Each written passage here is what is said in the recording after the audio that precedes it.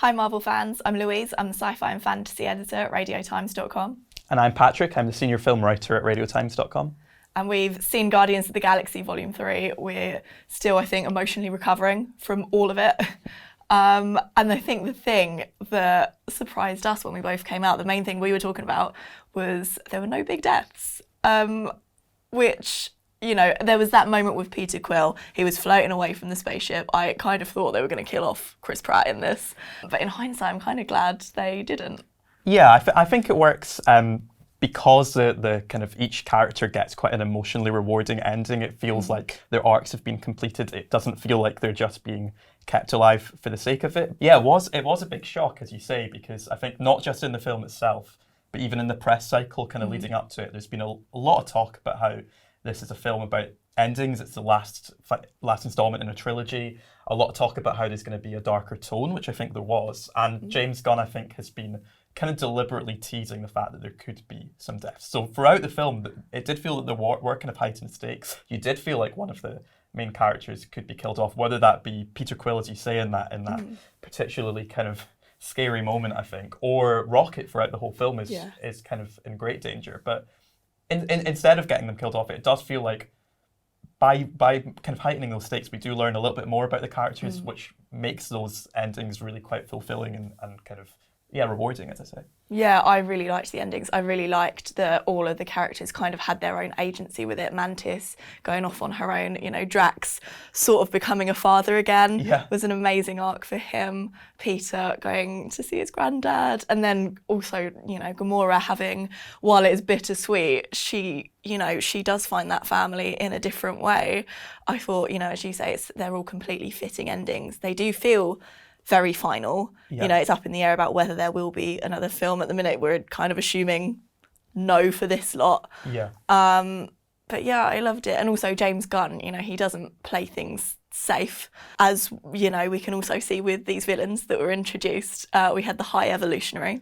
What did you think of him? Yeah, he's quite an interesting villain. The plan that he's got in the film is genuinely really sinister. About, I think he says that he doesn't want to destroy the universe, he wants to perfect it, or he doesn't want to conquer the universe, he wants to perfect it, and it's all kind of, I guess, kind of a eugenicist kind of like thing of like breeding these new, these new kind of I don't know what they're called again, like I guess like these hybrids, from scratch. And I think he is quite chilling in the film. I think there's something about a character wearing a mask of their own face, which is just kind of naturally a bit scary. And I think he did knock it out of the park. I think he was, I think it was a kind of effectively chilling portrayal of that character. Yeah, I completely agree. I found him pretty terrifying. You know, the kind of, as you say, the eugenicist thing of it is something that's been done before, but I thought they did bring, you know, something new to it. It was, as you say, a darker tone for a Guardians film that just seemed to make sense for the last one. The only thing I wasn't completely sure on was, it might be a bit controversial, but Adam Warlock. I love Will Poulter. I think he's an amazing actor, and I just wonder if he was a tiny bit wasted. Yeah, I think the character felt a bit underwritten, felt a bit underdeveloped, and there's this, I think, one of the big emotional moments of the film. You talked earlier about the kind of Peter Quill being kind of stranded in space, so it's like he's going to die, and obviously it's Adam Warlock who ends up saving him.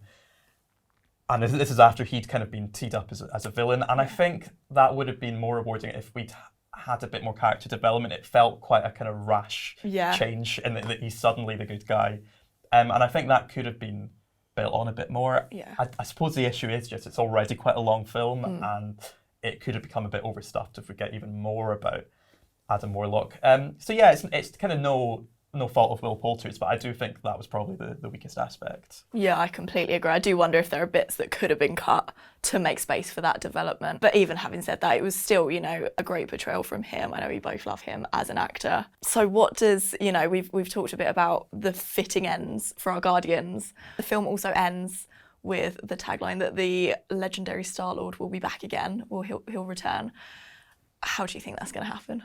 Yeah, it's interesting. I think, you know, as we said, this film does feel very final, and I think it's been said that this will be the last film for this particular batch of Guardian, which I think is good. So I just don't know how they're going to bring StarLord back and how they're going to bring these characters back without James Gunn, because I think his stamp is so firmly on these films with, his taste in music, his style of comedy. They just feel, very much a trilogy by James Gunn. And so if they do make another Guardians film, it will be without him. We know he's kind of now working for DC's. The chances of a comeback to Marvel are basically nil at this point. So I think it's probably best that they do take some time if they are going to bring the Guardians back. But yeah, as you say, it's pretty definitive in the film that at the end that Peter Quill himself will come back. So it's whether that's in a Guardians film or not, I don't know. What do you think his future's going to be? I mean, as you say, so many of the actors have said they will not do another Guardians film without James Gunn. I think even when you were talking to Karen Gillan, she was saying exactly the same thing. So yeah, I can't see this batch, as you say, coming back together again. And obviously the mid-credits scene sets up a new team. I don't know if that will necessarily be for a new film. I think that would be a little bit hard to do. But maybe for some cameos here and there. The first thought I had was that, maybe Peter Quill will come back in the upcoming Avengers films that we'll see out Phase 5. But maybe even sooner than that.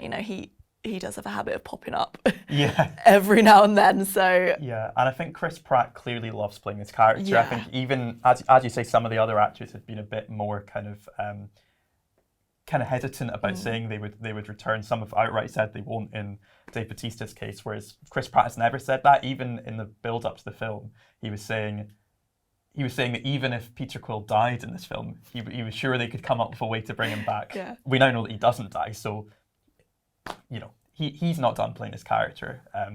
So yeah, it just remains to be seen. Yeah, what the future for him is really. Yeah, I think the key thing for him and for all of us is that the story is just right, and if we can trust that to anyone else but James Gunn, if James Gunn wants to make another one, we'll find out at some point. I hope at some point far down the line. Yeah, I think basically the crux of the matter is don't rush it. Don't jump back into another Guardians film. This does have the feeling of finality to it, and you don't want to kind of undermine that by just rushing them back into action again. 100%. So let us know what you thought of Guardians of the Galaxy Volume 3. Was it the ending you wanted? And check out all of our coverage on radiotimes.com.